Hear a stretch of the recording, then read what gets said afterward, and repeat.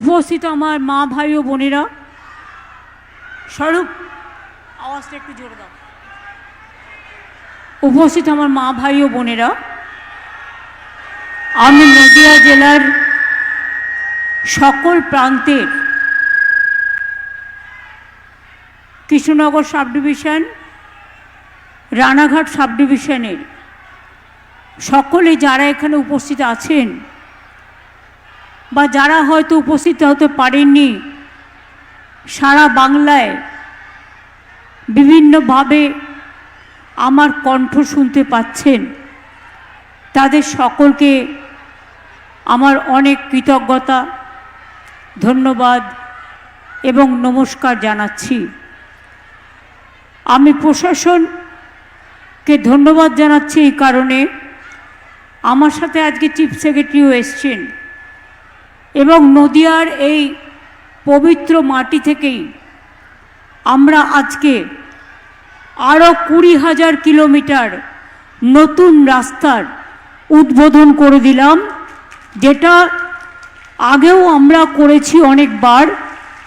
কেন্দ্রীয় সরকার আমাদের টাকা বন্ধ করে দেওয়ার পরেও আমরা কিন্তু 39,000 রাস্তা আমাদের টাকায় আগে করেছি এবং এবার আরও 20,000 করে দিলাম এবং মোট আমরা প্রায় 1,83,000 কিলোমিটার রাস্তা আমাদের সময়ে আমরা তৈরি করলাম। আমি urban department, panchayat department, district magistrate, SP থেকে শুরু করে, প্রশাসনের চিফ সেক্রেটারি থেকে শুরু করে, ডিভিশনাল কমিশনার থেকে শুরু করে যারা এসছিলেন তাদের সকলকে আমার অনেক ধন্যবাদ জানাচ্ছি এবং প্রত্যেকটা জেলায় ডিএমরা ছিলেন উপস্থিত, তাদের সকলকে। আপনারা জানেন যে আমরা এই 14.5 বছরে 1,83,084 কিলোমিটার রাজ্য সড়ক, গ্রামীণ রাস্তা, এছাড়াও অন্যান্য রাস্তা পুনর্নির্মাণ করেছি।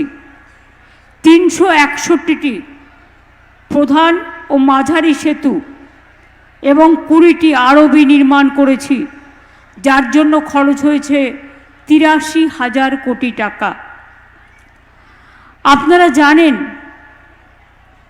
আমাদের রাস্তা তৈরির টাকা বন্ধ, আমাদের কেন্দ্রীয় সরকার দেয় না, 100 দিনের কাজের টাকা বন্ধ,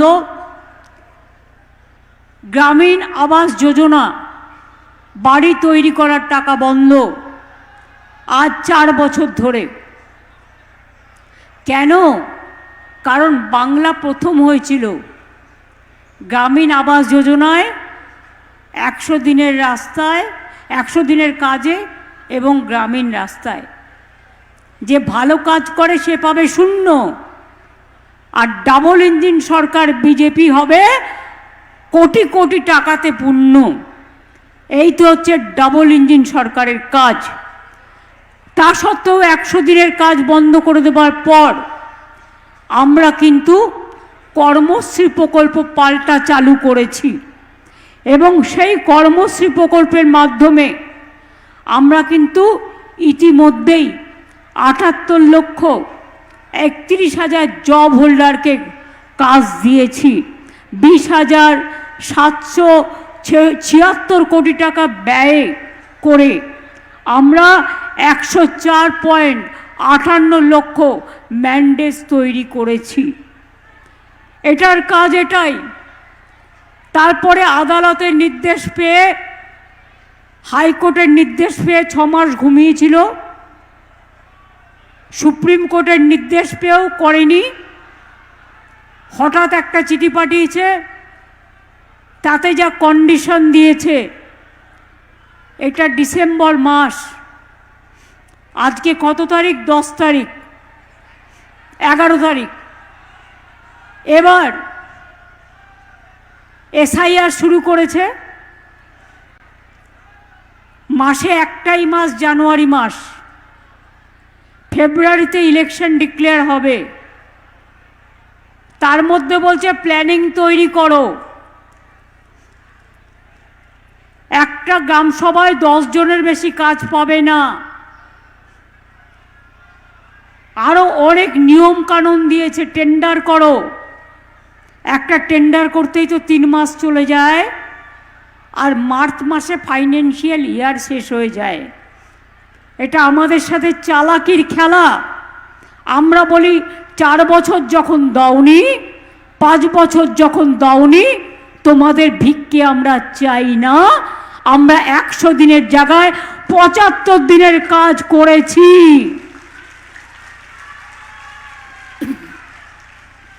একশো দিনের কাজের সময়ও 30-40 দিনের বেশি গড়ে কাজ হতো না। আজকে কর্মশ্রী প্রকল্পে অ্যাভারেজ 70 দিনের কাজ হয়ে গেছে, এবং আরও 5 থেকে 10 আমরা আরও করব। নিশ্চিন্তে থাকুন, আমরা ভিক্ষে করে খাই না। এটা চৈতন্যর দেশ, এটা রামকৃষ্ণের দেশ, এটা স্বামী বিবেকানন্দের দেশ, এটা রবীন্দ্রনাথের দেশ, এটা নেতাজির দেশ, এটা নজরুলের দেশ, এটা বাবা সাহেব আম্বেদকরের দেশ, এটা প্রমথনাথ ঠাকুরের দেশ। মনে রাখবেন, হরিগুরুচাঁদের দেশ। এটা মনে রাখবেন যে এটা হচ্ছে আমাদের অনুকূল ঠাকুর বলুন, লোকনাথ ঠাকুর বলুন, আমাদের মন্দির বলুন, মসজিদ বলুন, গুরুদ্বারা বলুন, গির্জা বলুন, চৈতন্যদেব শান্তির বাণী নিয়ে এই নদিয়া জেলায় পদার্পণ করেছিলেন। নবদ্বীপ ধাম তার সবচেয়ে বড় উদাহরণ, এবং সেই নবদ্বীপকে আমরা হেরিটেজ টাউন হিসেবে ঘোষণা করেছি। আমি দু একটি কথা বলার আগে বলি, আমার অনেক সহকর্মী এখানে উপস্থিত আছেন, তাদের সবার নাম বলতে গেলে আমার অনেক টাইম লাগবে, সংক্ষেপে বলছি। এই জেলার প্রেসিডেন্ট মাইকম্যান যে আছেন, মাইকটা ঠিক করুন প্লিজ। মহুয়া মৈত্র এবং রানাঘাট জেলার প্রেসিডেন্ট দেবাশিস আছেন, আমাদের সকলের সিনিয়র শঙ্করদা আছেন, নন্দ আছে, উজ্জ্বল আছে, স্নেহাশিস আছে, তারান্নুম সুলতানা মীর আছে, রূপবানুর আছে, কল্লোল আছে, পুণ্ডরিকাক্ষ আছে, আলিফা আছে, বিমলেন্দুবাবু আছেন, সুমাল্য ঘোষ আছেন, স্বপন ঘোষ, সুশান্ত মণ্ডল, কনিষ্ক চ্যাটার্জি, দেবব্রত মুখার্জি, সুখদেব ব্রহ্ম, দিলীপ পোদ্দার, হাসিবুল মালিকথা, আমাদের কার্তিকচন্দ্র মণ্ডল, সোমেন বিশ্বাস, আশিস চ্যাটার্জি, লিলুফর হাসেন শেখ, অয়ন দত্ত, স্বরাজ সরকার, জুলফার আলী খান, জুলফিকার, আমাদের ব্রজকিশোর গোস্বামী, মুকুটমণি অধিকারী, মমতাওয়ালা ঠাকুর, তাপস মণ্ডল, সঞ্জয় মুখার্জি, সোমনাথ সহ আরও অনেকেই আছে। আমি সবার নাম হয়তো বলতে পারলাম না, তার জন্য আমি দুঃখিত। আর যারা উপরে বসে আছে তারা সংখ্যায় কয়েকজন, কিন্তু নিচে যারা বসে আছেন তারা অসংখ্য।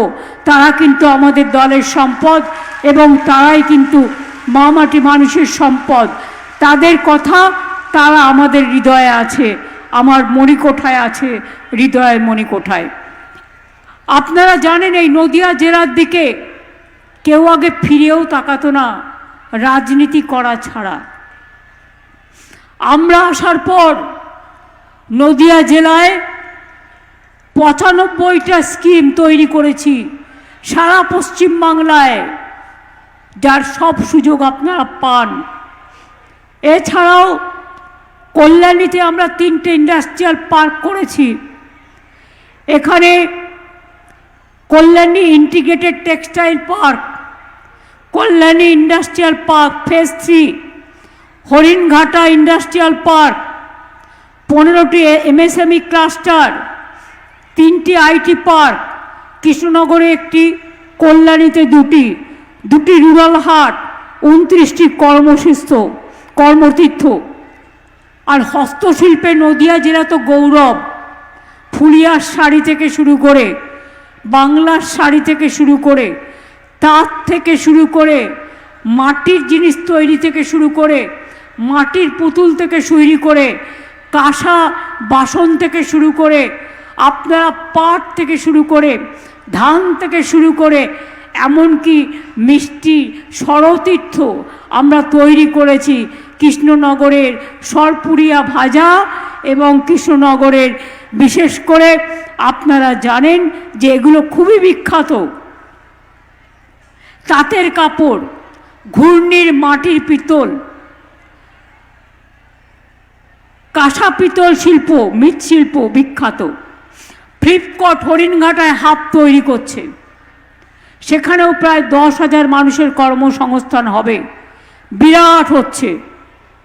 এছাড়াও কৃষ্ণনগরে হয়েছে মসলিন তীর্থ। আমি যখন প্রথম ক্ষমতায় আসি আমি দেখলাম মাত্র 6 জন মসলিন তীর্থে যারা কাজ করেন মসলিন বানায় বেঁচে আছেন। আমি 6 জন থেকে ট্রেনিং দিয়ে 600 জন তৈরি করলাম, তারা আজকে মসলিন তৈরি করে। এটা আমাদের গর্ব। কি সুন্দর, কত হালকা, কত সুন্দর শাড়ি তৈরি করে, মানুষের কাছে খুব বিখ্যাত। আপনারা মনে রাখবেন ফুলিয়ায় চালু হয়েছে আমাদের হ্যান্ডলুম টেকনোলজি। এছাড়াও কৃষ্ণনগরের সরভাজা সরপুরিয়াকে সারা পৃথিবীতে আমরা পৌঁছে দেবার জন্য ষড়তীর্থ তৈরি করেছি। আপনারা জানেন নদিয়া জেলায় অনেক কাজ হয়েছে, লক্ষ্মীর ভাণ্ডার থেকে শুরু করে রূপশ্রী থেকে শুরু করে কন্যাশ্রী থেকে শুরু করে শিক্ষাশ্রী থেকে শুরু করে ঐক্যশ্রী থেকে শুরু করে মেধাশ্রী থেকে শুরু করে ক্লাস 9-এ উঠলেই সবুজ সাথী সাইকেল, ক্লাস 9-11-এ উঠলেই তরুণের স্বপ্ন স্মার্টফোন, সংখ্যালঘুদের জন্য 10,000 বেরিয়াল গ্রাউন্ড তৈরি করেছি, ওবিসি রিজার্ভেশন করা হয়েছে।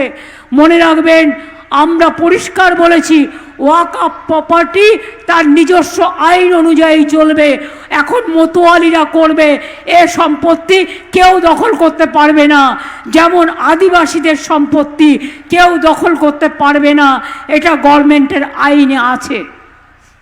আরে সেন্ট্রাল গভর্নমেন্ট তো চেষ্টা করবে, দেখছেন না এত খিদে যে তাড়াহুড়ো করে ভোটের আগে এসআইআর এর নাম করে আধার কার্ড চলবে না, আধার কার্ড চলবে, নো স্যার।